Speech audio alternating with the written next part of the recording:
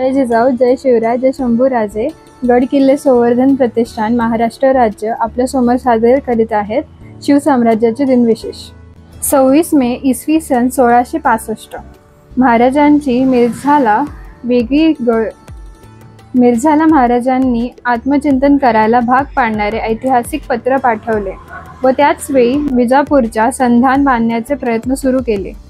जर आदिलशाही, निजामशाही व मराठे एकत्र आले तर मोगली सत्ता उलथवून टाकण्याचा मनसुबा होता. मात्र पुढे विजापूरकरांनी काहीच प्रतिसाद दिला नाही व कालांतराने मोगलांनी आदिलशाही व निजामशाही नेस्तनाबूत केली. मराठी राज्य मात्र या धामधुमीत सन्मानाने टिकून होते. 26 मे इसवी सन 1674 महाराजांनी हेनी ऑक्झेंडनला भेट दिली.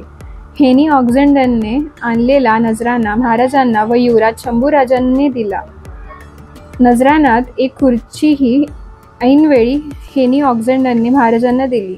महाराजांनी नजराण्याचा आनंदाने स्वीकार केला व इंग्रजांनी खुशाल बिनधोक व्यापार करावा असे सांगितले. आपण त्या दृष्टीनेच तह करण्यासाठी आले असून सांगून हेनी ऑक्झेंडनने इतर देशात मिळतात तसं सर्व सवलती आपल्याही देशात आम्हाला मिळाव्यात अशी महाराजांनी विनंती केली.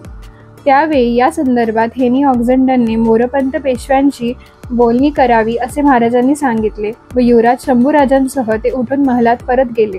26 मे इसवी सन 1727 टिपू सुलतान हा रॉकेटचा शोध लावणारा भारतातला पहिला माणूस होता वगैरे हास्यास्पद थापा आपल्याला वारंवार ऐकायला मिळतात. वास्तव्यामध्ये टिपूचा जन्म कितीतरी आधीपासून हिंदुस्थानात दारूचे बाण रॉकेट्स वापरत होती. याच एक ठळक उदाहरणे म्हणजे 1658 साली औरंगजेब आणि दारा शुकोह यांच्यामध्ये झालेल्या युद्धात अशा दारूच्या बाणांचा वापर झाला होता. मराठी शाहीत देखील दारूच्या बाणांचा वापर होत असे आणि यातील काही उदाहरणे टिपूच्या जन्माच्या आधीची आहेत. सातारच्या शाहू छत्रपतींच्या 26 मे 1727 पत्राचे या पत्राद्वारे शाहू छत्रपतींनी नागपूरला भोसल्यांकडून काही शस्त्रसामग्री मागवली होती.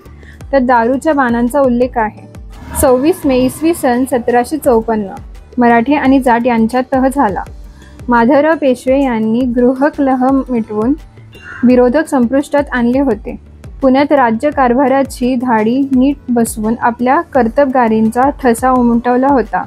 पानिपतचा पराभव मात्र त्यांनी डाचत होता.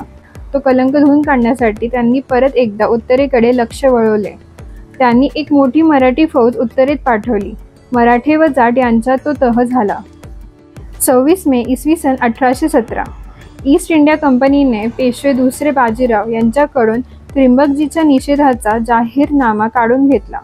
कंपनीने रायगड, सिंहगड आणि पुरंदर ताबा पण घेतला. हा नावापुरताच ताबा ठरला कारण पुढे पुन्हा इंग्रजांना हे किल्ले जिंकून घ्यावे लागले.